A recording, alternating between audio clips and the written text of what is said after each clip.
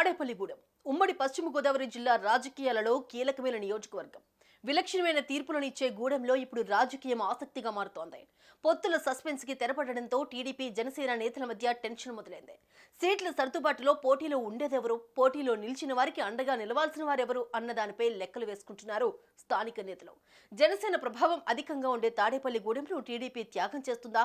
జనసేన పోటీ చేస్తే గెలుపుపై బోలెడు ఆశలు పెట్టుకున్న బొలిశెట్టి పోటీ చేస్తారా? పవన్ కోసం త్యాగం చేస్తారా? అసలు జనసేన అధినేత మనసులో ఏముంది? ప్రస్తుతం జిల్లా పర్యటనలో ఉన్న సేనాని తాడేపల్లిగూడెంలో అభ్యర్థిని ప్రకటించి తాడోపేడో తేల్చేస్తారా? టాప్ మోర్ యూఎస్ బేస్డ్ ఈ లెర్నింగ్ ప్లాట్ఫామ్. మీరు కూడా స్లాట్ బుక్ చేసుకోవాలంటే ఈ నెంబర్ కి కాల్ చేయండి.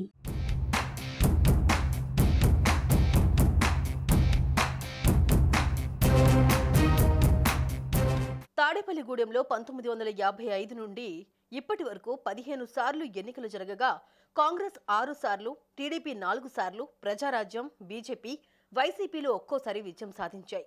కాగా 1999 వరకు హ్యాట్రిక్ విజయాలు నమోదు చేసిన టీడీపీకి ఆ తర్వాత ఇక్కడ అవకాశం దక్కలేదు. కాంగ్రెస్, ప్రజారాజ్యం, బీజేపీ, వైసీపీ గెలుస్తూ వచ్చాయి. ఇదే సెంటిమెంటు వచ్చే ఎన్నికల్లోనూ రిపీట్ అవుతుందని భావిస్తోంది జనసేన.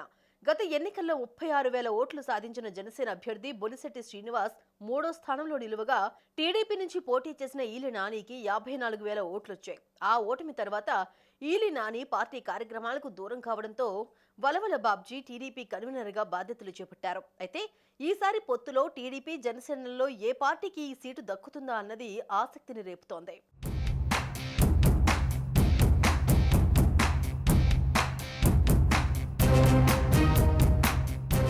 2014లో బీజేపీ, జనసేన, టీడీపీ కలిసి బరిలో దిగడంతో బీజేపీ అభ్యర్థి పైడికొండల మాణిక్యాలరావు గెలిచారు. కాగా ఆ సమయంలో మున్సిపల్ చైర్మన్ గా ఉన్న బొలిశెట్టి శ్రీనివాస్ కు మాణిక్యాలరావు మధ్య విభేదాలు తారాస్థాయికి చేరాయి. అయితే వచ్చే ఎన్నికల్లో టీడీపీ, జనసేన ఉమ్మడి అభ్యర్థి బరిలో నిలవబోతున్నారు. జనసేన నుంచి బొలిశెట్టి, టీడీపీ నుంచి వలవల బాబ్జీ ఇద్దరూ వచ్చే ఎన్నికల్లో పోటీ చేయడానికి ఉవ్విళ్లూరుతున్నారు. టీడీపీ కంటే స్పీడ్గా నియోజకవర్గంలో బొలిశెట్టి కార్యక్రమాలు నిర్వహిస్తున్నారనే వాదన జనసేన వర్గాల్లో వినిపిస్తోంది. దీంతో ఈసారి తాడేపల్లిగూడెం సీటు బొలిశెట్టికే దాదాపు ఫిక్స్ అయినట్టుగా తెలుస్తోంది.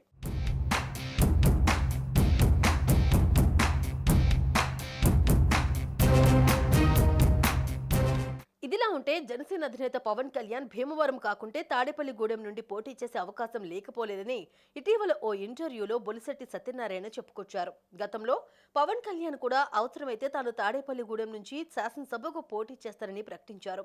అమరావతిలో తాడేపల్లిగూడెం ఇన్ఛార్జ్ బొలిశెట్టి శ్రీనివాస్ నేతృత్వంలో నిర్వహించిన సమీక్షా సమావేశంలో పవన్ ఈ వ్యాఖ్యలు చేశారు. కాగా 2009లో తాడేపల్లిగూడెం నియోజకవర్గంలో ప్రజారాజ్యం పార్టీ గెలిచిందని గుర్తు చేశారు.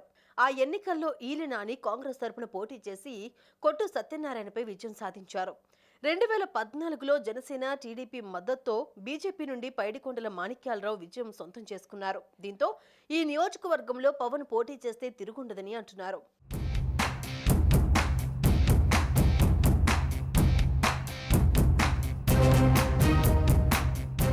పవన్ కళ్యాణ్ ఈసారి భీమవరం, తిరుపతి నుంచి 2 చోట్ల పోటీ చేస్తున్నారని కొంతమంది అంటున్నారు.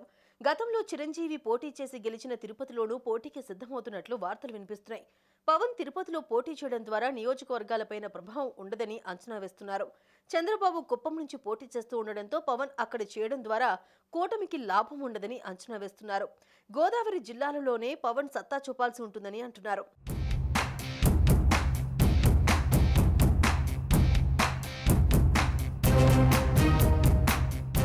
ఇక గత ఎన్నికలను పరిశీలిస్తే పవన్ కళ్యాణ్ కు 2 చోట్ల నుంచి పోటీ చేయడం వలన 2 ప్రాంతాల వాళ్లు పెద్దగా ఆయనకు ఓటు వేయలేదు. కారణం గాజువాకలో వేయకున్నా భీమవరంలో గెలుస్తాడని, భీమవరంలో వేయకున్నా గాజువాక వాళ్లు వేస్తారని భావించడమే కాకుండా జనసేన పార్టీ ఎన్నికల్లో మార్పు కోసం ప్రలోభాలకు గురి కాకుండా ఓటేసే వ్యవస్థ కోసం ప్రయత్నం చేసింది. ఫలితంగా ఓటమి చవిచూసింది. అసలు పవన్ గత ఎన్నికల్లోనే తాడేపల్లిగూడెం నియోజకవర్గం నుంచి పోటీ చేయాల్సి ఉండగా అనుకోకుండా గాజువాక, భీమవరం నుండి పోటీ చేశారు. అసలు పవన్ ముందనుకున్నట్టు తాడేపల్లిగూడెం నుంచి పోటీ చేసి ఉంటే తప్పకుండా పవన్ గెలిచేవారని అంటున్నారు.